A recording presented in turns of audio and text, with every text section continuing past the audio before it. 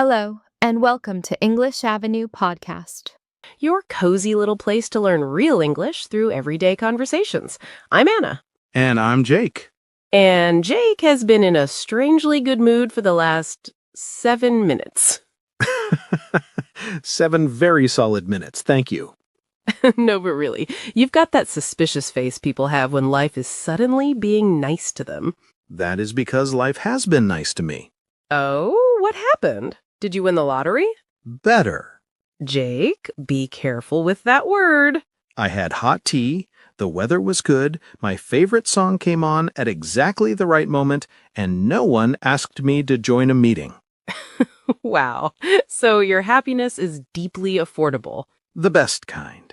And honestly, that is such a good place to start today's episode. Because that question sounds simple, but it really isn't. Yes. What actually makes you happy? See, that's the problem. A second ago, I was happy. Then you turned it into homework.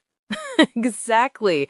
The moment someone asks the question directly, your brain suddenly panics. It does, because now you feel like you should say something important, something deep, something impressive. When really, sometimes happiness is tea, or sunlight, or hearing from someone you love, or laughing at something stupid when you thought you were in a bad mood. And sometimes it's harder to answer because we spend so much of life chasing big things. That we forget what actually makes us feel good while we're living it. Yes, success, attention, money, productivity, being admired, being busy, looking like we have everything together. And then one quiet little moment arrives, and somehow it feels more real than all of that. Which is what we want to talk about today. Yes, in this episode, we're exploring what really makes people happy. Not fake happy, not social media happy, not I should be grateful, so let me say I'm happy. Very important category, that one. Very important.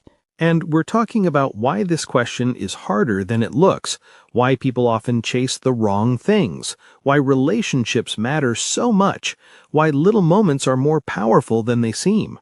And why real happiness may be much quieter than we imagined. Right. Less fireworks, more warmth. Oh, I like that. I know, I said it for you. Thank you. And as always, we'll keep the English clear, natural, and easy to follow. Yes, this is a B2 level episode, so you'll hear richer vocabulary and natural expressions throughout the conversation. But stay relaxed. You do not need to understand every single word. Just follow the meaning, enjoy the rhythm, and let your English grow naturally as you listen. And later, we've got a really lovely word tour for this one, too. Strong words, soft words, happy words. Oh, wow, that sounded like a tiny poem. See? I contain multitudes. You contain theater. Also true. So stay with us. And if you enjoy learning English through real conversations like this, don't forget to like, subscribe, and join our English Leap family. And tell us in the comments, what is one small thing that genuinely makes you happy? Something simple, something real, something that lifts your mood almost immediately. Tea counts, by the way. Of course it does. All right. Let's get into it. So, Anna, let me ask you this properly now. When someone says, "What makes you happy?" why does that question suddenly feel so big? Yes, exactly. That's where it gets interesting, doesn't it? Because a second ago, happiness felt simple. Tea, music, good weather, no meetings. Beautiful, very clear. Very healthy list, by the way. I stand by it. But the moment we ask the question seriously, something changes. No, we're not talking about a nice moment. We're talking about life. What really fills you, what stays with you, what actually feels like happiness beneath the surface. Yes, and maybe that's why this topic is harder than people expect. Because happiness is not just one feeling. It can be excitement, comfort, relief, connection, peace, gratitude. And sometimes not even happiness in the bright, obvious sense. Exactly. Sometimes what people call happiness is actually fulfillment. Yes, and I think that's where people get confused, Anna. They hear the word happy and immediately imagine one very specific feeling: bright, excited, Big smile, big moment. Yes, like happiness has to arrive wearing fireworks. Exactly. Very dramatic, very expensive. And very tiring, honestly. But real happiness is much more layered than that. Sometimes it's peace. Sometimes it's relief. Sometimes it's feeling loved. Sometimes it's feeling proud of yourself. Sometimes it's just feeling steady. So what people are often searching for is not just a fun moment. It's something that feels meaningful, something that feels right in a deeper way. Exactly. Not just, this is enjoyable, more like, this feeds something important in me. I love that difference, because fun matters, pleasure matters, but not every good feeling reaches the same depth. Right. A person can laugh a lot and still feel empty, and someone else can have a quiet life and still feel deeply fulfilled. Which means the question is hard because happiness is not one clean little emotion. It has layers. It changes shape. And maybe that's why people panic when they hear the question. They're trying to give one answer to something that is actually many things at once. Yes, a person might say, I want to be happy, when what they really mean is, I want to feel safe, or I want to feel loved, or I want to feel calm for a while. Or, I want life to stop feeling so noisy inside. Yes, that too. So maybe the first truth is this. Happiness is hard to describe because we often use one word for many different needs. And the more honest you are with yourself, the more specific the answer becomes, which then leads to a really interesting question. If happiness is more layered than we think, then why do so many people spend years chasing things that don't really satisfy them? Because from the outside, some things look like they should make us happy. Yes, they look convincing, shiny, successful, very neat on paper. And life loves a shiny promise. So people reach for the version of happiness that looks impressive from a distance. More money, more praise, more attention, more signs that they're doing well. Which is understandable, by the way. None of those things are wrong in themselves. No, not at all. It's just that people often load too much hope onto them. They think, when I get that, I'll finally feel whole. Yes, the classic, I'll be happy when. Dangerous sentence. Very dangerous. Because sometimes we imagine a future version of happiness that is so perfect, so complete, that real life cannot possibly match it. We romanticize it. We do. And then even when something good happens, it doesn't feel as big as we expected. Not because it's worthless, but because we asked it to do too much. That's such a human thing. We don't just want good things, we want those good things to fix everything. Yes, we want one success to heal insecurity, one relationship to erase loneliness, one achievement to silence self-doubt forever. And life usually doesn't work that way. Now, sometimes it gives you a lovely moment, not a complete transformation. Which is still beautiful, by the way. Very beautiful. Just smaller, more human. And maybe healthier. Yes, because if you always expect happiness to leave you on cloud 9, you might miss the quieter forms of joy that actually stay longer. Right. On cloud 9, it means feeling extremely happy, almost floating. And that feeling is lovely, but it isn't meant to be your permanent address. No, lovely place to visit, hard place to live. Exactly. You know, what's interesting, Anna? What? When people imagine happiness, they often picture achievements first. But when they talk honestly about their best moments, they often end up talking about people. That is so true. A conversation that made them feel understood. Someone waiting for them. A friend who checked in at the right time. A person who stayed. Yes, or even just the feeling of being fully yourself with someone and not having to perform. That can change everything. Because relationships don't just make life busy or interesting, the good ones make life nourishing. That's a beautiful word. It is. If something is nourishing, it feeds you in a healthy, quiet, lasting way, not only physically, emotionally too.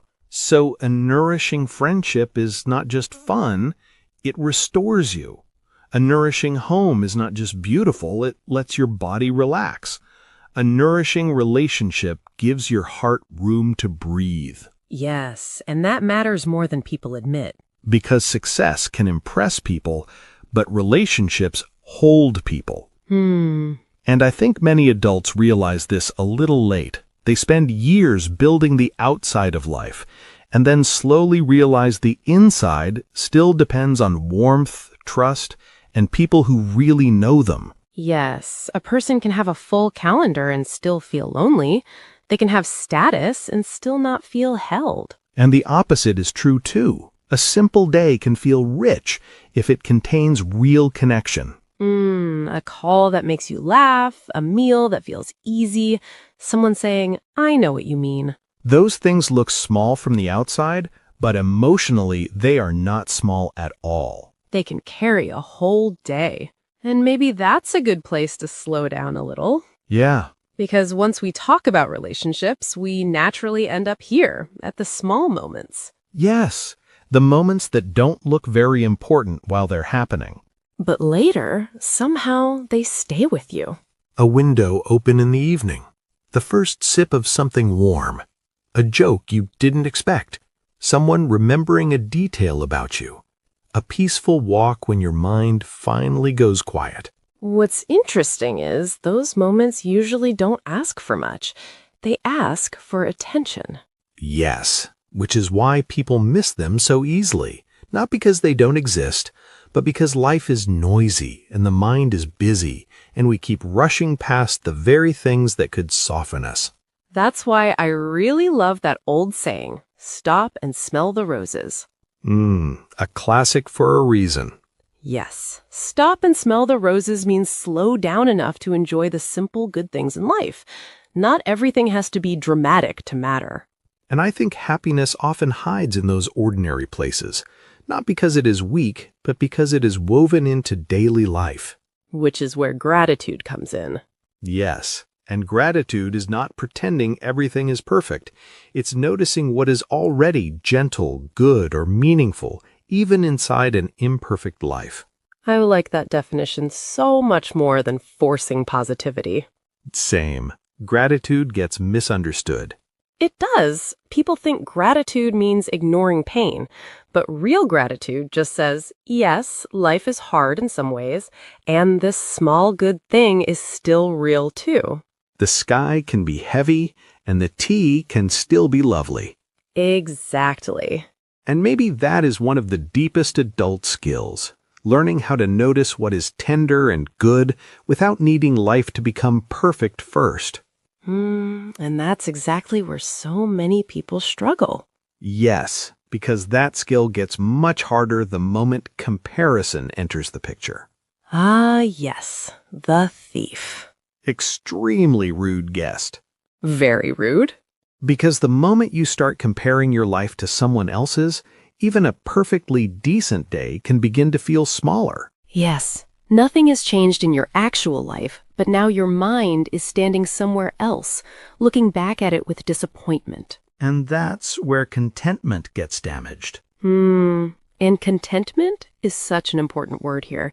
It means a quiet sense of enoughness, not excitement, not perfection, just that grounded feeling of this is good, this is enough for now. Comparison makes that feeling very hard to keep because it teaches the mind to say, yes, but look at them. Their life, their relationship, their money, their progress, their confidence, their body, their joy. And suddenly your own life starts feeling smaller, not because it became smaller, but because you placed it under the wrong light. That's why the saying, the grass is always greener on the other side, still hits so hard. Yes, people think other people's lives look greener, calmer, happier, easier, but they are often seeing distance, not truth. Exactly. Distance makes things look smooth.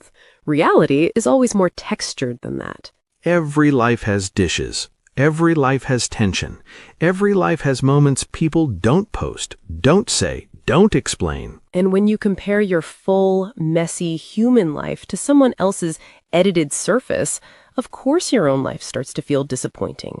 It's not a fair comparison. It never was. So maybe one quiet form of happiness is protecting your attention, not letting every passing image tell you what your life should feel like. Yes, because a peaceful life is much harder to feel when your eyes are always in someone else's garden. And once comparison quiets down a little, another question appears.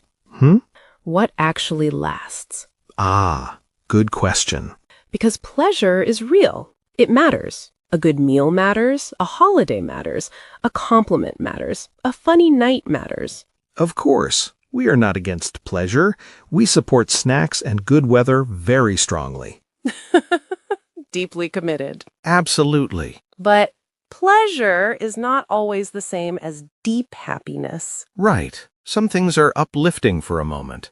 And uplifting means they lift your mood, your energy, your spirit. They make you feel brighter. A song can be uplifting. A kind message can be uplifting. A beautiful morning can be uplifting. And those things matter.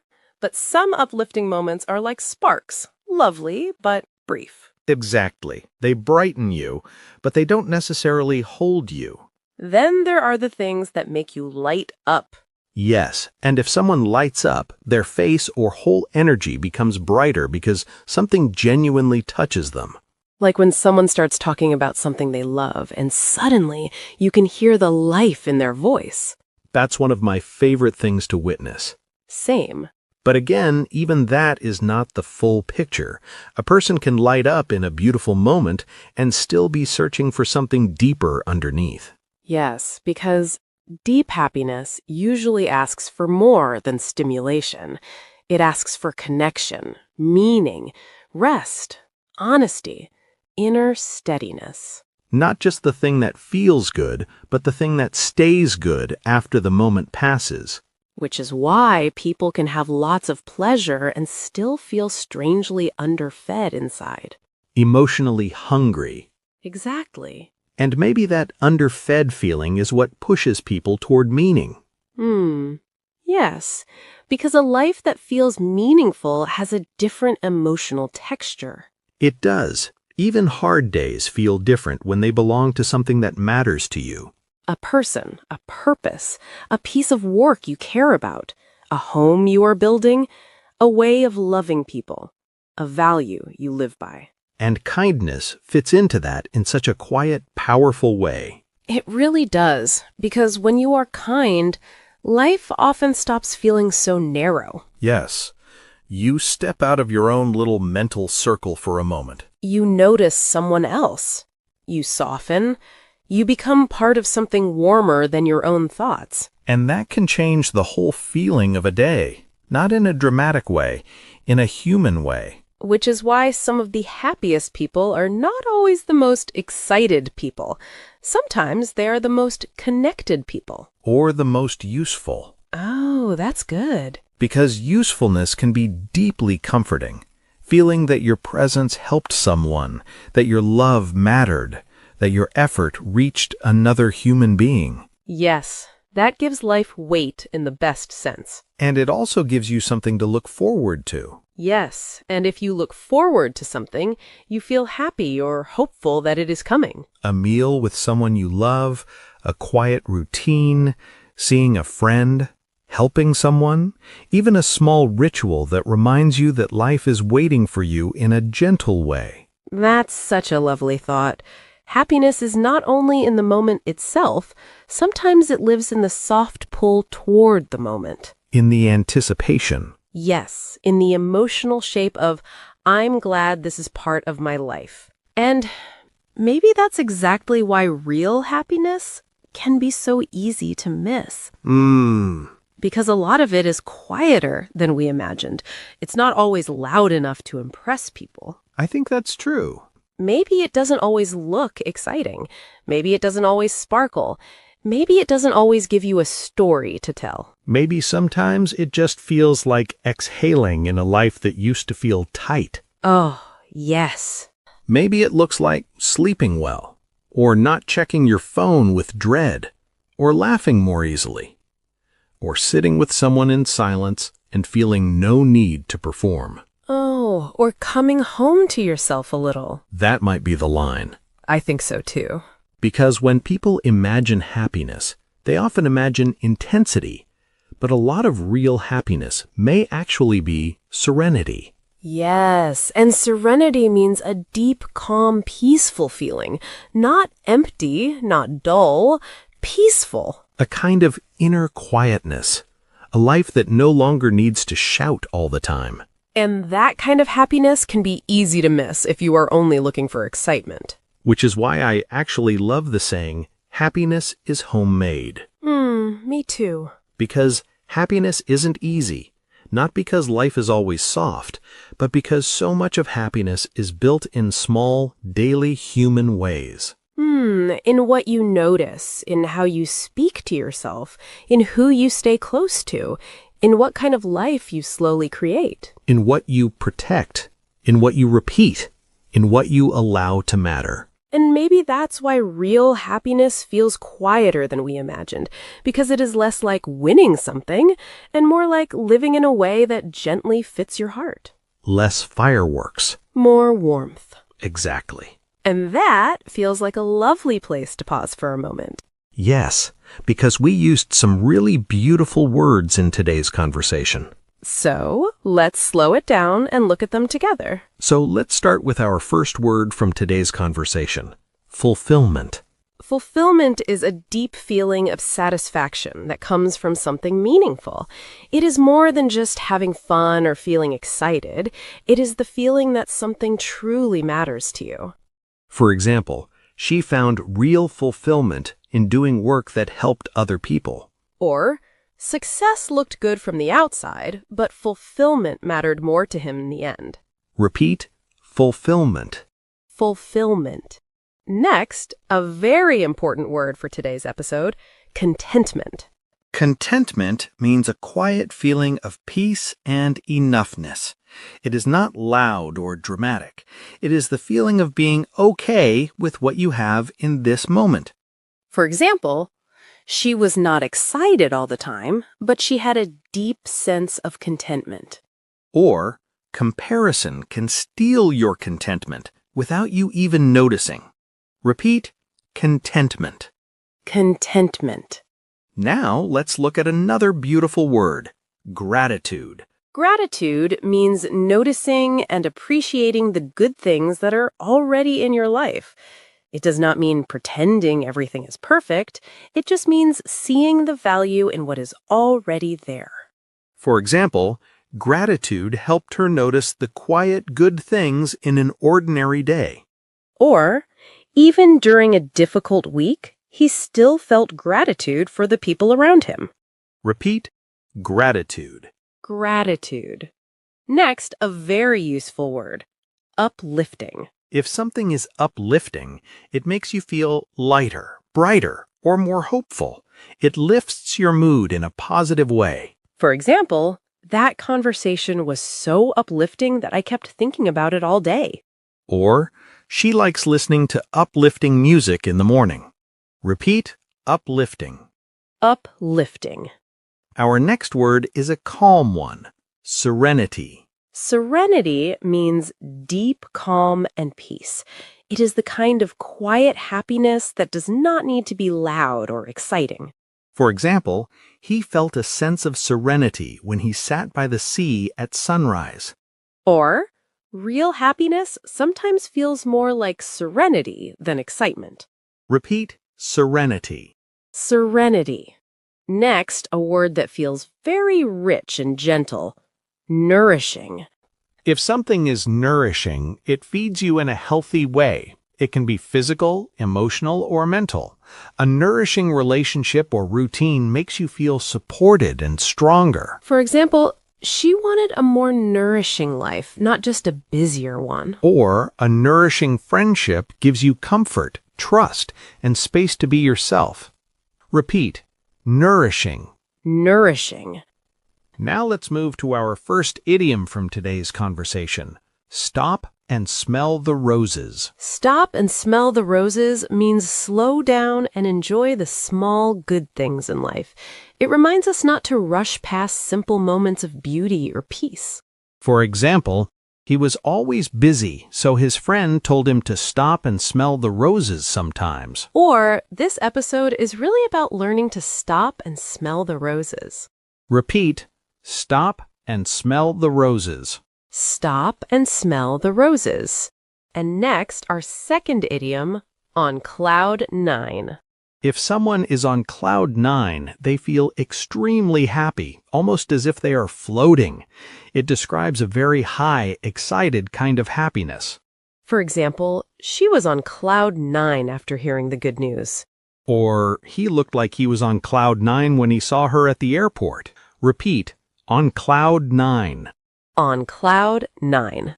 Now let's look at our first phrasal verb, look forward to. Look forward to means to feel happy or excited about something that is going to happen in the future. For example, I always look forward to quiet Sunday mornings with tea and no plans. Or having something small to look forward to can change the whole mood of your week. Repeat, look forward to. Look forward to. And finally, our last phrasal verb from today's conversation, light up.